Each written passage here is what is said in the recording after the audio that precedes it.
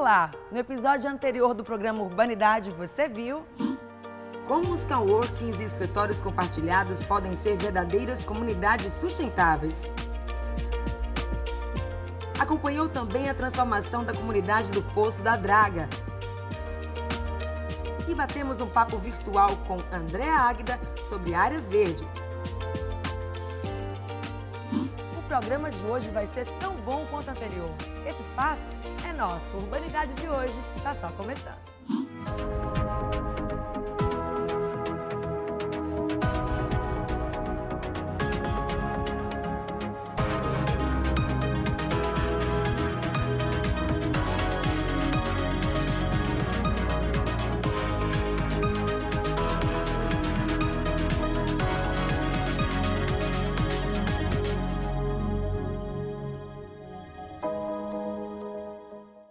A maior parte da população brasileira, quase 85%, mora em zonas urbanas.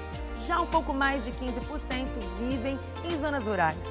Esse levantamento da Pesquisa Nacional por Amostra de Domicílios aponta que há uma maior concentração de pessoas nas grandes cidades. A busca por oportunidades, estudos, trabalho e tantos outros motivos fazem das cidades cada vez mais populosas. Com isso, os problemas estruturais vão aumentando, como, por exemplo, a falta de moradia. Hoje vamos falar sobre as ZEIs, Zonas Especiais de Interesse Social. Em nossa entrevista à distância, vamos conversar com Mariana Quezado, que pesquisa e atua nas ZEIs. E para começar, vamos ver como uma biblioteca comunitária modificou a relação entre os moradores e o próprio bairro. O bairro Curió, em Fortaleza, mostra que cultura e educação modificam a nossa relação com o espaço. Olha só! A sede pela leitura, pelo conhecimento e pelo desbravar das histórias. Tudo isso foi transformado em uma biblioteca comunitária no bairro Curió, em Fortaleza. Nós vamos conversar com o Thales Azigon. Ele é poeta e mediador de leitura e ele foi um dos idealizadores desse projeto maravilhoso aqui do bairro Curió, que é a Casa Voar, a biblioteca também comunitária, enfim. Como nasceu a biblioteca comunitária? Então, a Livro Curió, na biblioteca comunitária, ela nasceu porque eu dei um curso de mediação de leituras na UFC e uma das alunas, a Anitta Moura, ela falou que fez algo parecido. Eu me inspirei e disse, por que não fazer lá em casa? E aí eu trouxe a ideia lá para a mãe, ela topou, todo mundo topou e nós iniciamos justamente no dia do meu aniversário, porque aí, ao invés de pedir presente, eu pedi doações para a gente formar a futura biblioteca Livro Curió. E hoje quem mantém a Casa Vô? Vocês recebem algum tipo de ajuda da comunidade? Vocês mesmos, você e o Daniel que mantém? Inicialmente, a biblioteca e a Casa Vô era mantida com os meus recursos. E aí, nesse processo, a gente fez uma campanha no Apoia-se, apoia.se/Livro Curió. E a partir das pessoas, não só daqui de Fortaleza, mas gente do Brasil inteiro, apoia a iniciativa. Lógico que ainda não é o ideal, a gente não consegue manter só com os apoiadores, muita coisa sai dos nossos recursos, né? E aí também, de vez em quando, a gente tenta participar de editais, chamadas públicas, mas a gente vai tentando encontrar um jeito de fazer com que o espaço seja sustentável. A Biblioteca do Curió atende crianças e jovens da comunidade que participam e mergulham de cabeça no projeto. Aqui na comunidade, hoje a biblioteca atende a quem? Olha, a nossa biblioteca ela atende principalmente aqui a comunidade, porém a nossa ação ela tornou-se tão grande que a gente atende pessoas até da Barra do Ceará, por exemplo. Tem uma menina que ela vem de vez em quando pegar livro, porque a nossa biblioteca tem títulos muito interessantes, sem falar que, além do acervo, a gente oferece oficinas, eventos. Então hoje a biblioteca eu posso dizer tranquilamente que ela atende a cidade, apesar do foco ser a nossa comunidade. O Daniel Firmino, que é design gráfico, ele tem apenas 21 anos, mas ele também participa muito ativamente, ele é um dos fundadores aqui do projeto. Daniel, hoje o acervo de vocês, assim, você sabe contabilizar mais ou menos quantos livros tem? Acredito que 1.500 livros. E como é que vocês conseguiram esses livros? Foi a comunidade? Muitos desses livros vieram doados de pessoas que apoiam a biblioteca de todo Fortaleza, de todo o Brasil, porque pessoas do Brasil todo conhecem a biblioteca e mandam livros por correios, mandam marcadores. E pessoas da comunidade também. e parte do nosso acervo, porque nós compramos livros e quando terminamos de ler, nós disponibilizamos aqui na biblioteca. O que a gente achou aqui muito interessante é que nós estamos na era digital, mas as crianças, os adolescentes que vêm para cá, eles têm esse contato físico com o livro, né? Fala um pouquinho desse contato pra gente. Ele é muito importante em toda a sua fase, porque na escola as crianças já não têm um contato com a biblioteca, porque infelizmente muitas vezes elas estão fechadas e não têm um acervo tão bom. E elas passam muito tempo no celular. As crianças hoje já crescem na era digital e perdem esse contato com as mídias físicas. E quando elas vêm aqui, elas saem um pouco desse mundo digital e entram no contato de pegar no livro, de pegar num DVD, de pegar num filme para escolher na estante e assistir. O que é muito importante para a formação como pessoa. Quais as melhorias que você acredita que o projeto trouxe para vocês? Tanto a Casa Voa, quanto a biblioteca também comunitária, como era a comunidade antes e depois, né? A comunidade anteriormente era conhecida, estigmatizada como um bairro perigoso, e a biblioteca veio para mudar essa visão que as pessoas tinham daqui, porque aqui não é um lugar perigoso, aqui é um lugar onde as pessoas vivem em comunidade, todo mundo sai, todo mundo brinca na rua, as crianças ficam andando de bicicleta, e as pessoas não tinham essa visão daqui. A biblioteca meio que mudou essa visão. E as pessoas que frequentam aqui também mudaram seus pensamentos, seus hábitos, as ações que elas tinham em relação a como elas viam o mundo e como elas estão inseridas nele. Da Biblioteca Comunitária do Curió nasceu a Casa Voa, um lugar de roda de conversa, roda de leitura, um espaço de lazer, jogos, informação, uma verdadeira base para a comunidade. A Tainara Barbalho tem 19 anos, é moradora daqui do Curió, hoje estuda geografia, está na faculdade. E o que te atraiu para cá, para casa e para o projeto da biblioteca também? Bem, o que me atraiu mais aqui na biblioteca é o ponto de estudo. Que aqui é um ponto de estudo que eu sempre me concentro, sempre consigo prestar atenção. Na universidade eu também tenho essa oportunidade, mas aqui, pelo fato de ser no meu bairro, pelo fato de ser perto de casa também, melhorou bastante a minha vida acadêmica. Que mudanças, Tainara, você observa na comunidade depois que o projeto chegou aqui, a biblioteca, a casa? A biblioteca ela é um ponto de apoio também para livros, leituras, atividades, vários minicursos. E através desses minicursos e desses projetos aqui da biblioteca, a gente conseguiu fazer o jornal comunitário Folha Curió, que trouxe bastante impacto aqui no bairro. As pessoas começaram a conhecer a história do bairro, conhecer várias atividades que aconteciam e assim conhecendo ainda mais a biblioteca, né? E o ponto daqui, o que eu acho mais interessante é que é livre, é aberto para todo mundo que quiser entrar. Então é super importante a biblioteca para o bairro e para todo mundo que mora aqui nele. Tainara, o que a leitura significa para você? A leitura abre portas, né, para mim. De um mundo fictício, de um mundo que pode acontecer, de personagens que eu meio que me vejo neles em algumas determinadas histórias. E também pelo fato de eu estar na faculdade, sempre ler os textos acadêmicos, acaba que essa leitura fica saturada. E quando eu pego um livro aqui na biblioteca, é completamente diferente.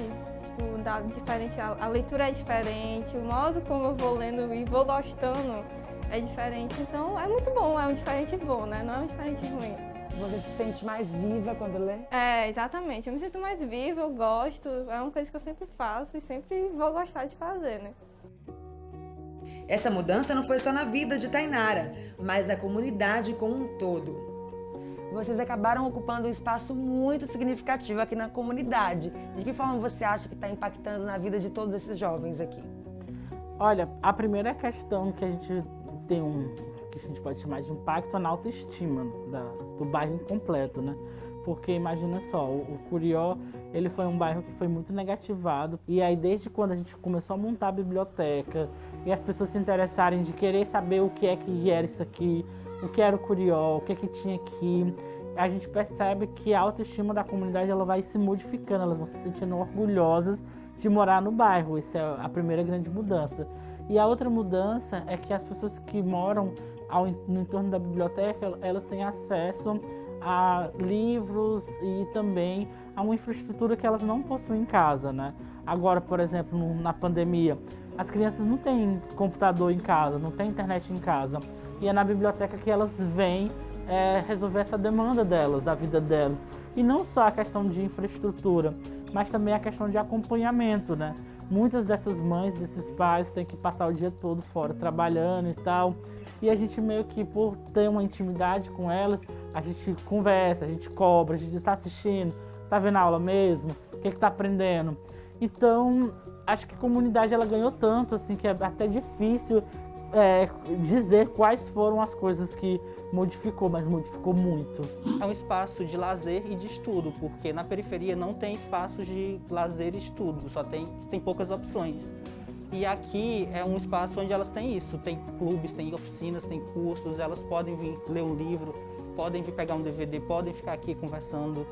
E é muito importante isso, porque nós temos poucos espaços assim. Eu não consigo mais me imaginar sem a biblioteca, porque ela já faz parte da minha vida. Todos os dias eu venho para cá, já faz parte da rotina. Quando eu não venho, eu sinto falta. E eu acredito que para todas as pessoas que frequentam a biblioteca diariamente, também sentem essa falta quando não vem aqui, porque sempre tem alguma atividade.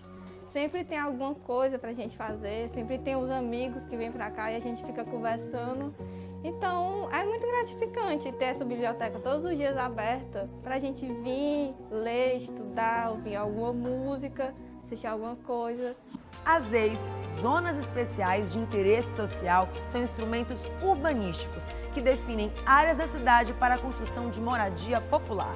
E para compreender melhor esse assunto, conversamos com a arquiteta Mariana Quezado, que trabalha diretamente com as ZEIs lá no Bom Jardim. Eu converso com a arquiteta urbanista Mariana Quezado, que vai ajudar a gente a trazer mais informações sobre as ZEIs, né? Conta pra gente qual a importância, né? Por que é necessário existir as ZEIs?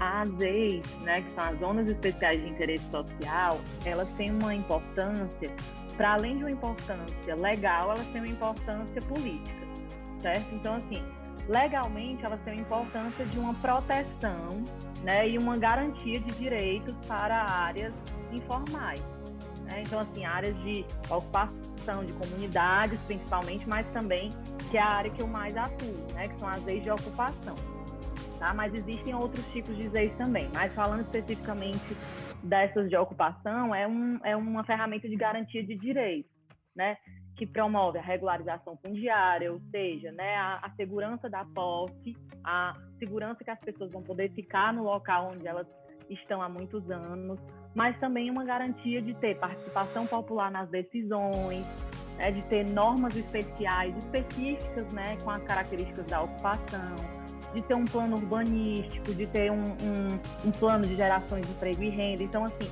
às vezes elas têm essa importância de ter uma ação integrada, não ser ações pontuais, soltas na área, e junto com o conselho gestor que vai opinar, né, participar, deliberar sobre as decisões nas ZEIs. Essa é a importância legal. Mariana, o que é levado em consideração para a escolha do lugar que vai se tornar uma zona de interesse social? Na hora, né, isso é demarcado no plano diretor, né? O primeiro passo para se tornar uma ZEI, né, essa demarcação no plano diretor, que é um processo que pelo menos deveria ser, né, participativo, como a gente teve aqui. E aí, na época, né, eu não estava participando dessa construção, mas foram demarcadas 45 ZEIs de ocupação em Fortaleza. E essa escolha é muito olhando, né, áreas que têm comunidades, né, que estão há muitos anos, né, e especialmente, né, porque existem em Fortaleza mais de 800 assentamentos, que a gente chama, né, das comunidades. Porém, foram demarcadas 45 ZEIs. E essas 45 ZEIs, dentro delas, algumas têm mais do que um assentamento. Conta pra gente como foi o planejamento. A UFC ficou responsável, como eu disse, por essas 3 ZEIs, incluindo as ZEIs Bom Jardim, né? E aí é um plano integrado e multidisciplinar. Então, a UFC, ela teve diversas equipes, né? Uma equipe mais da sociologia, uma equipe mais do direito, da geografia, e a gente tinha a equipe da arquitetura, que era coordenada pela professora Clarissa Freitas, né? Mas dentro dessas 3 ZEIs. E aí, quem ficou responsável mais diretamente pelo plano urbanístico das ZEIs Bom Jardim fui eu, né? E uma equipe de arquitetas e bolsistas, né? Então, a gente elaborou lá junto aos moradores, né? Com oficinas, e momentos de discussão sobre esse plano ao longo do ano de 2019, certo? Então, não é que a gente esteja responsável pela implementação, né? A gente for responsável pela elaboração do plano, que é um passo muito importante na regulamentação das EIs em Fortaleza, né? É um dos planos que compõem esse plano integrado de regularização fundiária. Perfeito. Obrigada, Mariana. E depois desse papo com a Mariana, nossa equipe foi até o Bom Jardim, em Fortaleza, para conhecer como as EIs da região têm funcionado e como a população tem participado dessa construção social. As zonas especiais de interesse social, as EIs, são terrenos da cidade reservados com prioridade para a moradia popular. A Prefeitura e o governo estadual devem melhorar as condições de moradia de quem vive nesses espaços, seja com regularização, urbanização ou reforma. Em Fortaleza existem 3 tipos de ZEIs. A tipo 1 é de ocupação, onde já existe uma população morando e a ideia é a regularização fundiária, urbanística e ambiental. Existem 45 delas na cidade. A 2 é de loteamentos irregulares e conjuntos habitacionais. E a 3 são terrenos vazios, onde a proposta é construir habitações. Qualquer obra ou projeto só pode ser realizado com a autorização dos moradores. Isso por meio de um conselho gestor. O Rogério é presidente do conselho gestor das EIs aqui do Bom Jardim. Rogério, como é que acontece a participação do conselho gestor? O conselho gestor é uma instância colegiada, tem uma parte de representantes de moradores, tem uma organização social que atua na comunidade, também compõe o conselho, que no caso é o Centro de Defesa da Vida Herpetes de Souza, do qual eu faço parte, né? E o outro lado são as secretarias da prefeitura e um representante da Câmara Municipal. Então, no conselho a gente tem 14 membros e no caso dos membros da comunidade, eles foram eleitos por voto direto, por votação direta. Os próprios moradores, através de uma votação direta, escolheram seus representantes. E como o conselho se organiza? Faz reuniões, chega junto da comunidade, como é? Isso, o conselho tem um mandato, né, publicado em diário oficial. Então, durante esse tempo, a nossa principal tarefa foi justamente realizar as oficinas participativas de elaboração do Plano Integrado de Regularização Fundiária, acompanhar todo esse processo, né, que foi desenvolvido pelo IPLANFOR e a UFC, né? A UFC foi contratada pelo IPLANFOR para fazer isso e o Conselho acompanhou todas essas etapas de elaboração participativa do PIF, né, do Plano Integrado de Regularização Fundiária, e depois que o trabalho de elaboração dos planos foi concluído, houveram as reuniões deliberativas do Conselho. O Conselho apreciava cada produto, né, que chamava produto, os planos finalizados, e colocava em votação para aprovação. O processo foi assim. E o que é o plano? É o Plano Integrado de Regularização Fundiária, né? Pronto. A lei do plano diretor fala que justamente cada ZEIS tem uma poligonal, né? Tem uma área, ZEIS grandes, ZEIS pequenas, dependendo da realidade. No caso a nossa do Bom Jardim é a segunda maior da cidade, né? Tem essa área definida, delimitada, demarcada, tem um conselho e tem o plano. O plano, ele tem vários componentes, né? Começa com um diagnóstico, tem um diagnóstico da realidade, tem um plano urbanístico, um plano de desenvolvimento econômico daquelas famílias, justamente porque a questão da renda afeta na qualidade da moradia, né? Também, então tem que haver uma preocupação em relação a isso. Plano de participação comunitária, um plano de desenvolvimento econômico, também são elaborado um plano de normatização especial, porque o plano diretor estabelece as normas que vão valer para os diversos, o macro zoneamento da cidade, e no caso das leis é um zoneamento especial. Esse zoneamento específico daquela área é aprovado pelo Conselho e discutido pelas comunidades, que é o que vai está sintonizado com a regularização fundiária, né? Que é Sim. um dos planos é o plano de regularização fundiária. Quer dizer, as famílias que estiverem dentro das normas aprovadas pelo Conselho, essas normas são normas adaptadas, são normas especiais, discutidas com a comunidade, para elas vai ser mais fácil regularizar a sua questão fundiária e não serem removidas, né, receberem de surpresa, uma surpresa desagradável, nesse caso, uma ordem de despejo, de reintegração de posse, né? Então, às vezes também ela consegue, ela se preocupa em evitar remoções de famílias, porque justamente elabora o plano para que os casos sejam estudados com cuidado e as soluções sejam encontradas de uma forma viável. Desde quando aqui se tornou uma ZEIS e o que já foi conquistado de lá para cá? E o que mais, né, assim, o que é prioridade, né, para ainda ser conquistado? Certo. As ZEIS do Bom Jardim, assim como as outras ZEIS da cidade, todas elas foram aprovadas em 2009, no plano diretor. Ela está colocada lá no plano diretor em 2009. Mas a regulamentação desse processo, composição do conselho, só começou a ser discutido em 2013 e só teve uma objetividade maior a partir de 2018, quando o conselho foi eleito, né? Em 2019 a gente passou o segundo semestre todo elaborando os planos e no início de 2020, mesmo de forma virtual, a gente aprovou os planos nas reuniões do conselho. Então agora a nossa expectativa é que esses planos saiam do papel, que as novas gestões, as futuras gestões executem o que foi planejado pela comunidade, né? Executem os planos, cada plano desse, plano de regularização fundiária, plano urbanístico, mandem para a Câmara o plano de normas especiais, desenvolvam iniciativas econômicas previstas no plano de desenvolvimento econômico, incentivem a participação das comunidades através do que foi sugerido no plano de participação comunitária. Né?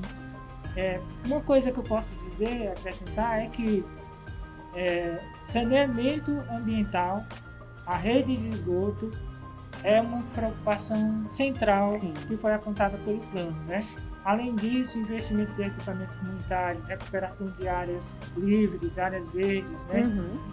A recuperação ambiental dessas áreas e a própria qualidade da habitação, né, da moradia, são as preocupações centrais que a gente identificou na elaboração do plano.